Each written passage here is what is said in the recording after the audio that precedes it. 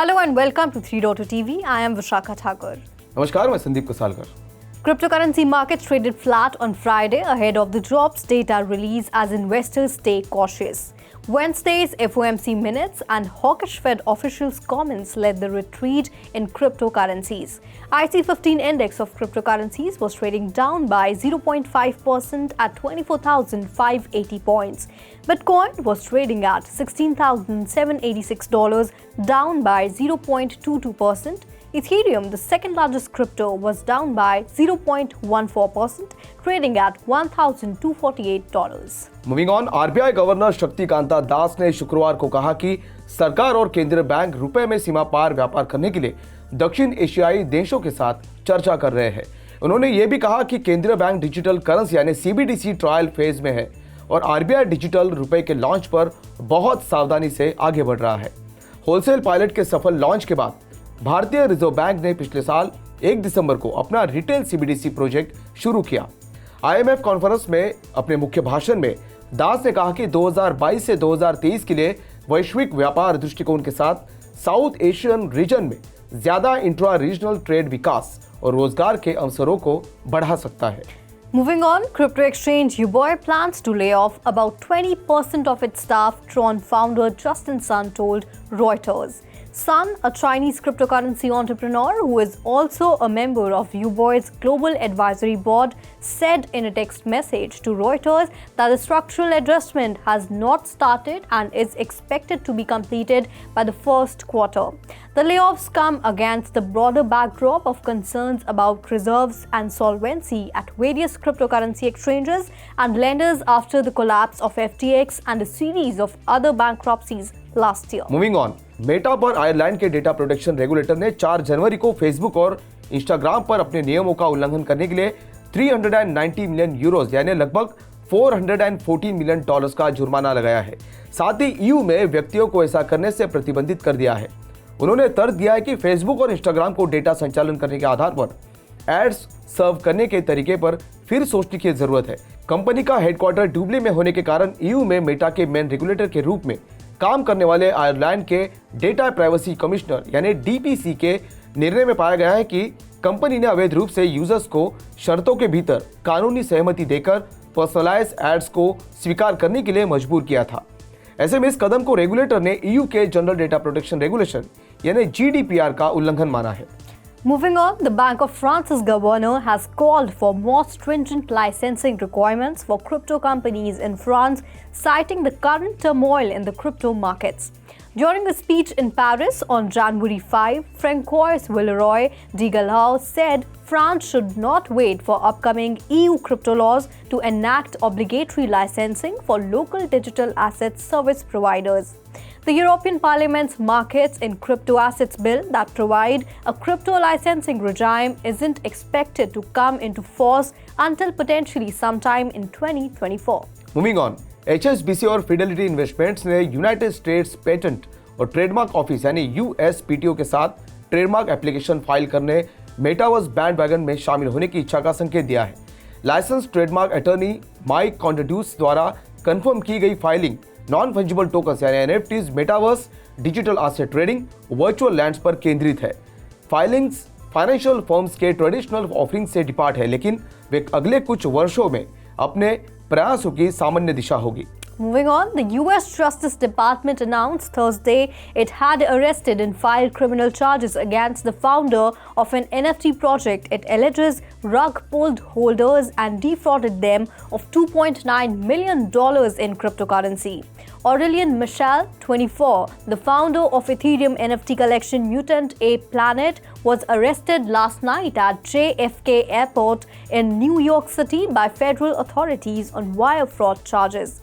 Michel, a French citizen, resides in the United Arab Emirates. The DOJ alleges that Michel promised Mutant Ape Planet NFT holders giveaways, tokens with staking features and merchandise collections, but followed through on none of those commitments and instead pocketed almost $3 million. Well, that's all in this segment. This is me, Vishakha Thakur, signing off. मैं संदीप कसाले फिर आपसे विदा लेता हूँ। अब बढ़ते हमारे अगले सेगमेंट की ओर, जिसका नाम है वीकली रैप।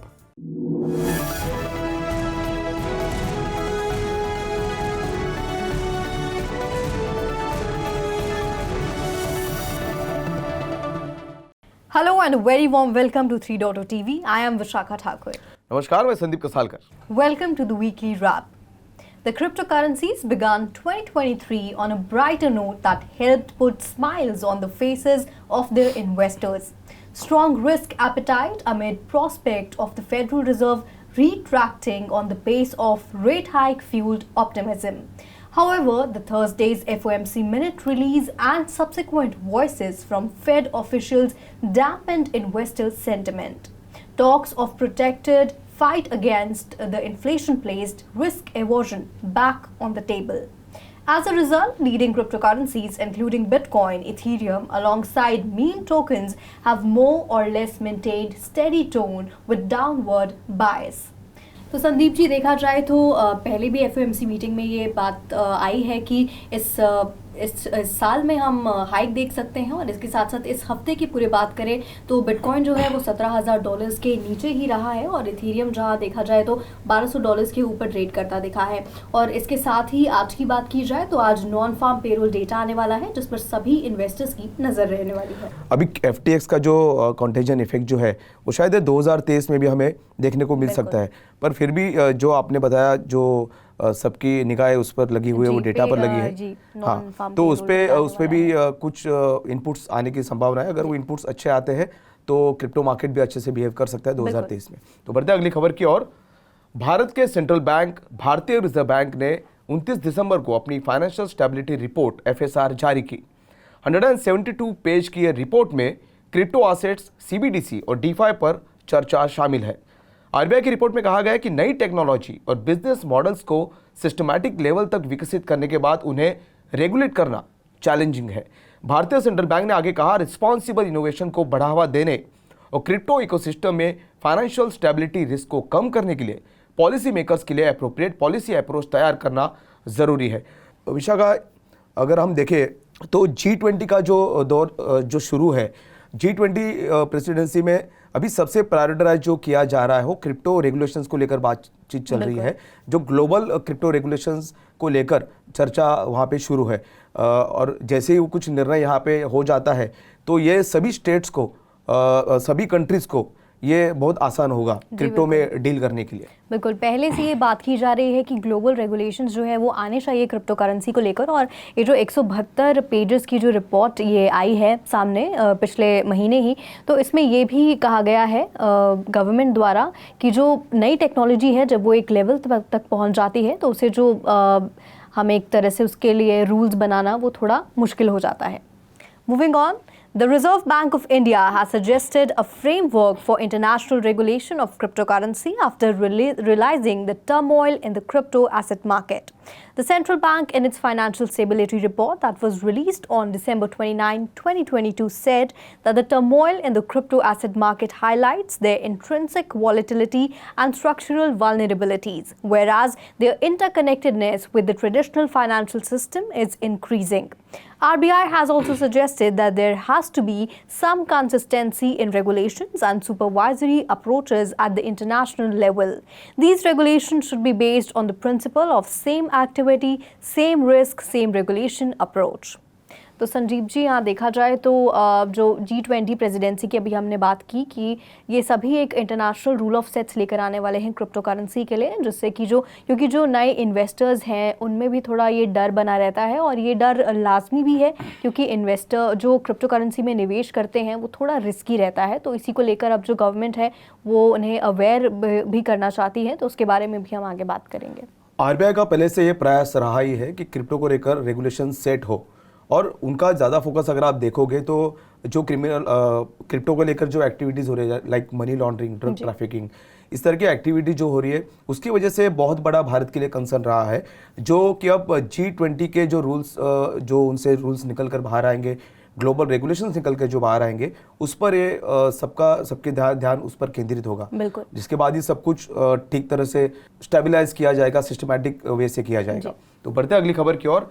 1 फरवरी 2022 को कठोर क्रिप्टो टैक्स नियमों की घोषणा के बाद भारतीयों ने लोकल से इंटरनेशनल क्रिप्टो एक्सचेंजेस में क्यूमुलेटिव ट्रेडिंग वॉल्यूम में $3.8 बिलियन से अधिक का निवेश किया।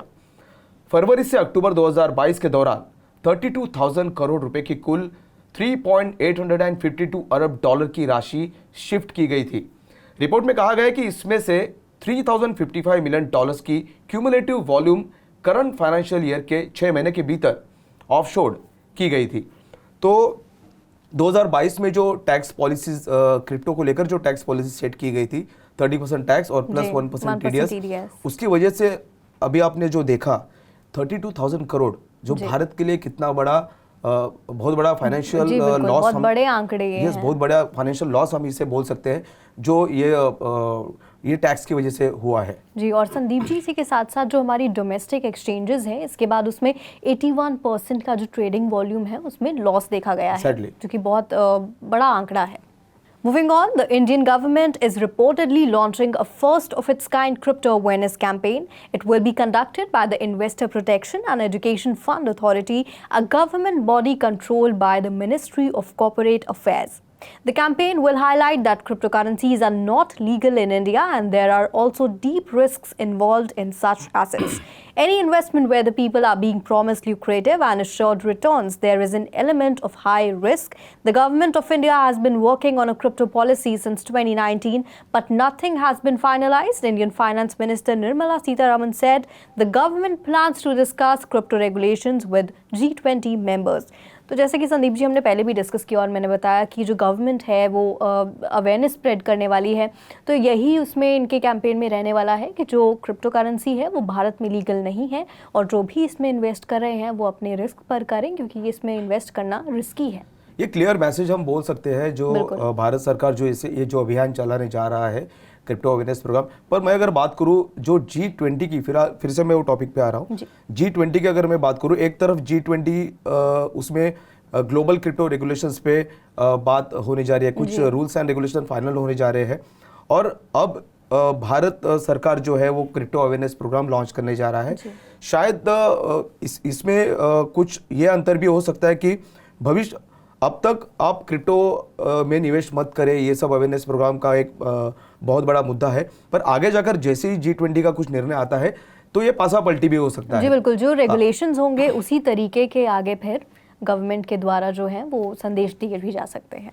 तो बढ़ते अगली खबर की ओर। सैम बैंकमैन-फ्रिड अब ट्रेडिंग फर्म एल्मेडा रिसर्च और उसकी सिस्टर कंपनी FTX के डिसग्रेस फाउंडर ने एल्मेडा रिसर्च से जुड़े वॉलेट से आए अज्ञात ट्रांसफर्स और टोकन स्वैप की एक सीरीज में शामिल होने से इनकार करने के लिए ट्विटर का सहारा लिया। पूर्व CEO सैम बैंकमैन-फ्रिड के $250 मिलियन के बॉन्ड पर रिहा होने के कुछ ही दिनों बाद FTX की सिस्टर कंपनी अब bank corrupt trading firm एल्मेडा research से जुड़े क्रिप्टो वॉलेट को फंड ट्रांसफर करते देखा गया। एक मीडिया रिपोर्ट के जवाब में जिसमें एल्मेडा से जुड़े लोगों के ट्रांसफर पर चर्चा की गई थी, सैम बैंकमैन-फ्रिड ने ट्वीट किया, इनमें से कोई भी मैं नहीं हूँ। तो जैसा आपने देखा FTX का जो दौर हम पहले से देखते हुए आ रहे हैं, पर अभी इतना होने के बावजूद सैम बैंकमैन-फ्रिड बोल रहे हैं कि मैं उसमें शामिल नहीं था जी, और फंड्स जो है उन्होंने ट्रांसफर नहीं किए थे। लेट्स सी अभी आगे क्या हो रहा होगा। बिल्कुल, और इसके साथ साथ इन्होंने ये भी ट्वीट में लिखा कि मेरे पास फर्स्ट हैंड एक्सेस ही नहीं है तो मैं ये जो ट्रांसफर है वो नहीं कर सकता था। So moving on, US District Judge Lewis Kaplan of the Southern District of New York ruled on a tentative date for the anticipated weeks-long trial during the former FTX executive's arraignment in the Manhattan courthouse on Tuesday afternoon. Bankman-Fried, who stands accused on 8 different counts including wire fraud and campaign finance violations, pleaded not guilty to all charges via his lawyer at the opening of the hearing. Assistant US Attorney Daniel Sassoon told the court that the prosecution expected the bulk of its discovery to be completed within the coming weeks. The government will produce materials it already has accessed within the next several weeks, she said. This includes documents shared by FTX's bankruptcy attorneys. तो संदीप जी देखा जाए तो जो Sam बैंकमैन-फ्रिड है उन पे 8 अलग अलग चार्जेस हैं और इसके बाद जैसे कि हमने पहले खबर में बात की कि वो उनके द्वारा कहा जा रहा है कि मैंने जो फंड्स है वो ट्रांसफ़र नहीं किए हैं। तो अब उनके लॉयर्स जो हैं वो कोर्ट में ये कहते हैं कि सैम बैंकमैन-फ्रिड इज़ नॉट गिल्टी और उनका कोई भी दोष इसमें नहीं है। अगर साबित हुआ तो फिर तो बिल्कुल ये कहा गया है कि उन्हें लाइफ टाइम इम्प्रिजनमेंट हो सकती है। जी, तो बढ़ते हैं अगली खबर की ओर। यूएस जस्टिस डिपार्टमेंट ने डेलावेयर बैंक करप्सी कोर्ट में सुनवाई के दौरान कहा कि उसने FTX से रॉबिन हुड शेयर्स में $450 मिलियन की कस्टडी ली थी। वहीं 2022 में सीईओ सैंगमैन फ्रीड और एफटीएक्स के को फाउंडर गैरी वैंग ने पब्लिकली ट्रेडेड रॉबिनहुड प्लेटफॉर्म में शेयर खरीदने के लिए इमर्जेंट नाम की एक होल्डिंग कंपनी बनाई थी। दिसंबर में दायर एक एफिडेविट में बैंकमैन फ्रीड और वैंग ने कहा कि उन्होंने शेयरों को खरीदने के लिए एल्मेडा रिसर्च से टोटल $546 मिलियन के लोन्स का इस्तेमाल किया था। तो ये जो आपने देखा हर कोई इसमें भी पीछे बढ़ा कि मेरा शेयर्स उसमें है। अभी ब्लॉकफाई ने भी कहा कि बाबा हमारा शेयर्स भी उसमें है। तो ये मतलब ये जो केस चल रहा है, पूरा इंटायर जो इशू चल रहा है, उसमें अभी धीरे धीरे सभी जो हिडन कंपनीज वो आगे आके बात करने जा रही है जी। और बैंकरप्ट कंपनी का ये भी कहना है कि जो शेयर्स इन्होंने गिरवी रखे थे उन्हें ये वापस प्राप्त कर सकें। Moving on, the Securities and Exchange Commission of the United States has filed a limited objection to Binance US proposed $1 billion acquisition of bankrupt cryptocurrency lender Voyager Digital, according to a bankruptcy court filing on January 4th. The regulator cited Binance US's disclosure statement for failing to include required information. According to the filing, the purchase agreement lacks details on the crypto exchange's ability to close the deal, and it has requested more information on the nature of the company's business operations following the deal. Voyager and Binance.US attorneys did not immediately respond to requests for comment. तो संदीप जी, देखा जाए तो जो SEC है वो अब Binance के पीछे पड़ती दिख रही है, और इसके साथ साथ आपका क्या कहना है इस बात पे? एक तरफ एफटीएक्स, एक तरफ बाइनेंस। पहले था एफटीएक्स के पीछे पड़े थे, अब यूएस बाइनेंस के पीछे पड़ी है। यही हम लोग एक खबर से हम लोग उससे कंक्लूजन निकाल सकते हैं, क्योंकि अभी जो यूएस की इन्वेस्टिगेशन जो चलेगी वो बाइनेंस के पीछे इस तरह से लगेगी, सब कुछ जो इश्यूज है सब उसको निकाल के बाहर दुनिया के सामने पेश करेगी। बिल्कुल। और इसके साथ साथ वॉयेजर और बाइनेंस यूएस ने कोई भी इसके जो ऊपर कमेंट है वो करने से मना भी कर दिया है। तो बढ़ते अगली खबर की ओर। भारत की सबसे बड़ी ऑटोमेकर मारुति सुजुकी ने अरीना वर्स को जारी करने की घोषणा की है। ये मारुति के अरीना शोरूम नेटवर्क के लिए एक मेटावर्स प्लेटफॉर्म है जो यूजर्स को अपने पसंदीदा मारुति सुजुकी वाहनों के साथ एक इमर्सिव वर्चुअल एक्सपीरियंस करने की अनुमति देता है। यह ध्यान देने योग्य है कि यह नेक्सावर्स के बाद कंपनी का इस तरह का दूसरा प्रोग्राम है जो इस साल की शुरुआत में शुरू हुआ था। मारुति सुजुकी के अनुसार इस प्लेटफॉर्म का लॉन्च न्यू एज कंज्यूमर्स के लिए मोर इंटरैक्टिव और इमर्सिव डिजिटल एक्सपीरियंस प्रदान करने की कंपनी की कमिटमेंट पर आधारित है। भविष्य में अरीनावर्स यूजर सेल्स रिप्रेजेंटेटिव्स के साथ डिजिटली बातचीत करने और कारों को उनकी स्पेसिफिक नीड्स के लिए कॉन्फ़िगर करने में सक्षम होंगे। तो कितना आसान हो चुका है ये टेक्नोलॉजी पॉइंट ऑफ व्यू अगर बात करें। मेटावर्स को लेकर बॉलीवुड हो गया, हॉलीवुड हो गया, सब कुछ इसमें कंपनी सब कुछ ब्लॉकचेन टेक्नोलॉजी से सब कुछ अभी मेटावर्स में आ रहा है। अब ऑटोमेकर कंपनीज जो मारुति सुजुकी है उन्होंने भी अपना कदम इसमें रख दिया है, और जो कि यूजर्स को बैठे बैठे घर बैठे बैठे वो शोरूम्स में जा सकते हैं, गाड़ियों को देख सकते हैं, कलर चूज कर सकते, सब कुछ कर सकते हैं।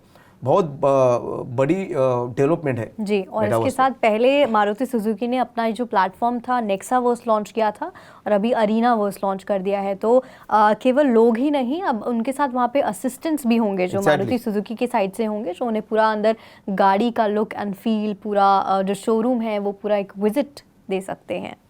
So that's all in this episode of the weekly wrap. This is me Vishakha Thakur signing off. मैं संदीप कसालकर फिलहाल आपसे विदा लेते हैं। देखते रहिए 3.0 TV।